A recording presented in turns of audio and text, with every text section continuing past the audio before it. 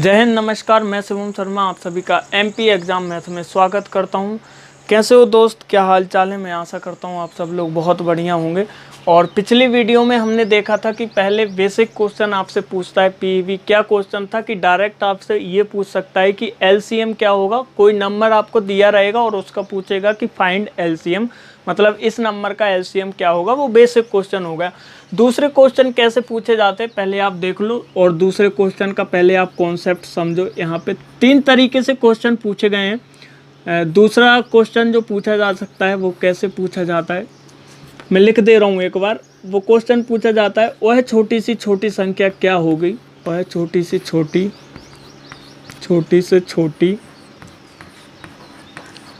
संख्या, वह छोटी से छोटी संख्या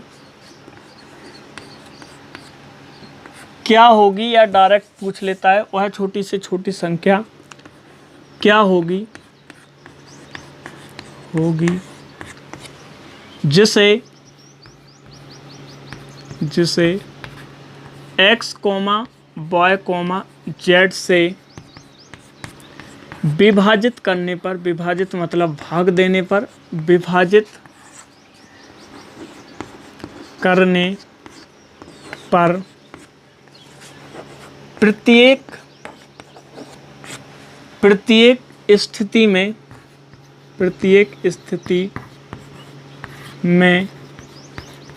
जो शेषफल है, प्रत्येक स्थिति में शेषफल के, प्रत्येक स्थिति में जो शेषफल है वो के बचता है। तो अब आप पहले इस कॉन्सेप्ट को समझो मैं क्या बता रहा हूँ। और इस पे क्वेश्चन भी पूछा गया है, एमपी पीवी और पीएससी में भी क्वेश्चन पूछा गया है, वो भी हम लेंगे। पहले इस बात को आप लोग समझ लो। जैसे वह छोटी से छोटी संख्या क्या होगी जिसे x, y, z से विभाजित करने पर प्रत्येक स्थिति में जो शेषफल है वो के बचता है। तो पहले आप इस बात को समझ लो बेटा, मैं क्या बताने का प्रयास कर रहा हूँ।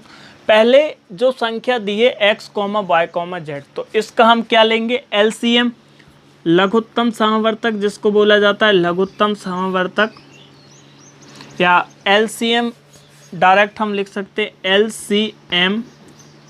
LCM of x, y, z, मतलब x, y, z का एलसीएम। और क्या करेंगे हम, प्लस के, मतलब जो हमारा रिमाइंडर बच रहा है, जो शेषफल बच रहा है उसको हम ऐड कर देंगे। ये हमारा क्या है, बेसिक। पहले मैं आपको ये समझा रहा हूँ, उसके बाद क्वेश्चन भी मैं लाऊंगा, क्या क्वेश्चन पूछा गया है, और उस क्वेश्चन के साथ हम स्टार्ट करेंगे। पहले इसको समझ लो क्या होगा कि एक्स वाई जेड का एलसीएम, पहले हम एक्स वाई जेड का एलसीएम लेंगे और उसके बाद हम जोड़ेंगे किसको, के को, जो शेषफल हमारा बच रहा है उसको जोड़ेंगे। अब इस पे बेहतरीन क्वेश्चन पूछा गया है एमपी पीएससी और पीईवी में, दोनों में ही एक क्वेश्चन पूछा गया है। उस क्वेश्चन के साथ हम स्टार्ट करते हैं, ठीक है? तैयार हैं आप लोग?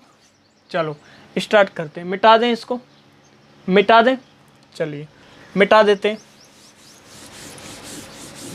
नोट करते जाना आप लोग, ठीक है?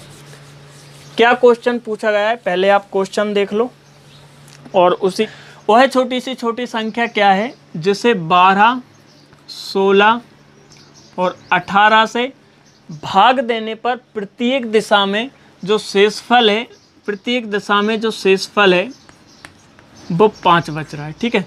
जो शेषफल है वो 5 बच रहा है। तो ऑप्शन क्या थे भाई साहब? ऑप्शन आप लोग लगा लीजिए, क्या क्या ऑप्शन थे। पहला ऑप्शन था 144, दूसरा ऑप्शन था 139, तीसरा ऑप्शन था 149, और चौथा जो ऑप्शन था, दिख रहा है यहाँ तक, चौथा जो ऑप्शन था वो 151, ठीक है?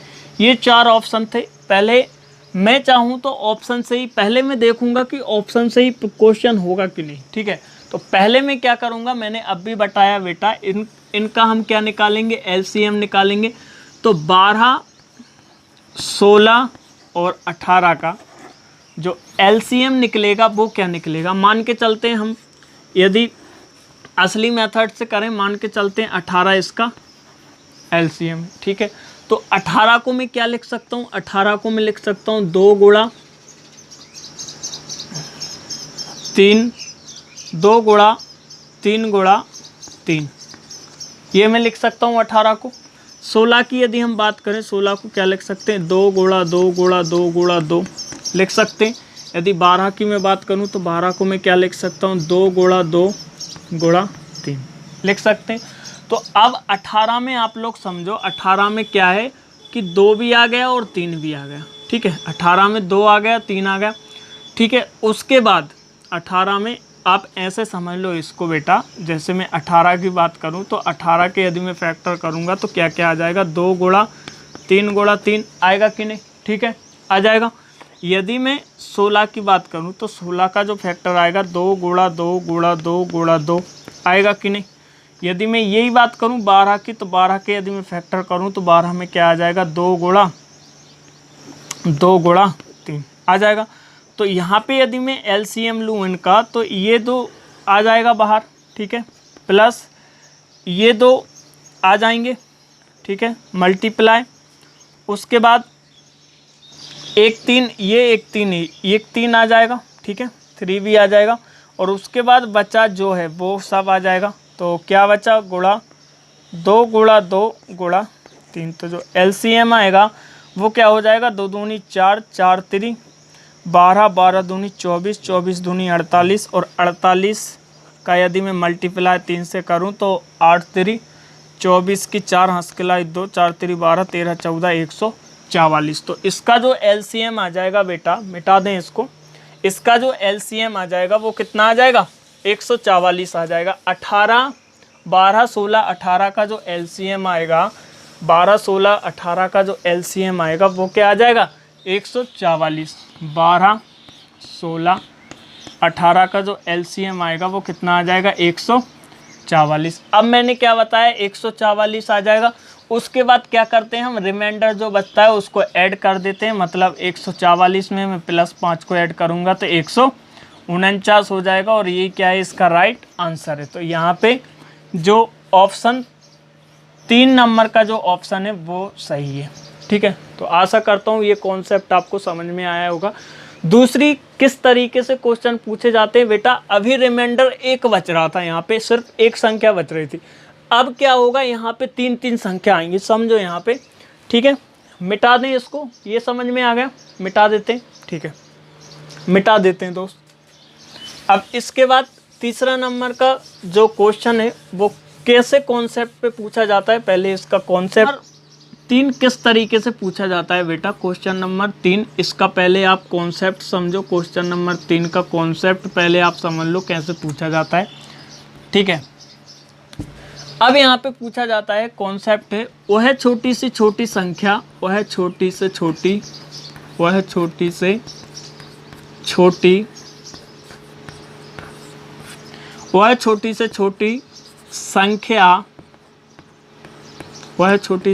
संख्या क्या होगी जिसे x, y, z से विभाजित किया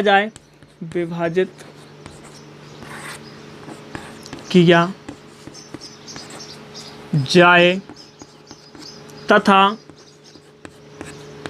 प्रत्येक स्थिति में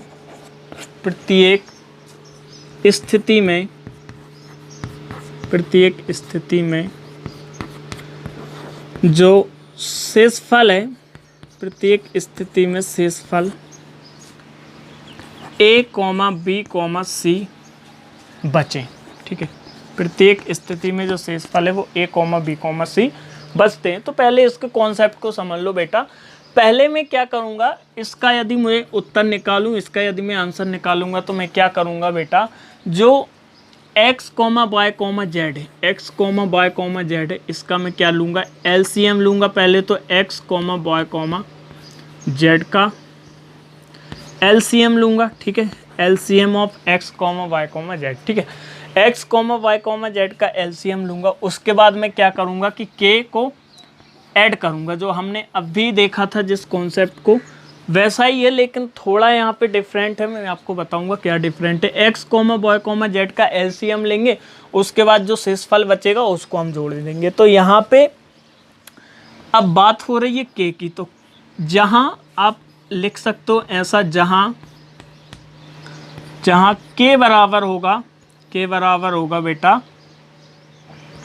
x minus A comma Y minus B comma Z minus C, जहाँ के बराबर ऑफ ऐसा लिख सकते हो, जहाँ के बराबर x माइनस ए वाई माइनस बी और जेड माइनस सी होगा। ठीक है, आशा करता हूँ इस कॉन्सेप्ट को आप लोग समझ पाए होंगे। पहले हम एलसीएम निकालेंगे किसका, x comma Y comma Z का, उसके बाद के को हम ऐड करेंगे, लेकिन के ऐड करने के पहले हमको क्या निकालना पड़ेगा, के निकालना पड़ेगा, के की वैल्यू निकालनी पड़ेगी, और के की जो वैल्यू निकलेगी उस वैल्यू को हम ऐड करेंगे किसके साथ, x comma Y comma Z के साथ। ठीक है, तैयार है, मजा आ रहा है आप लोगों को।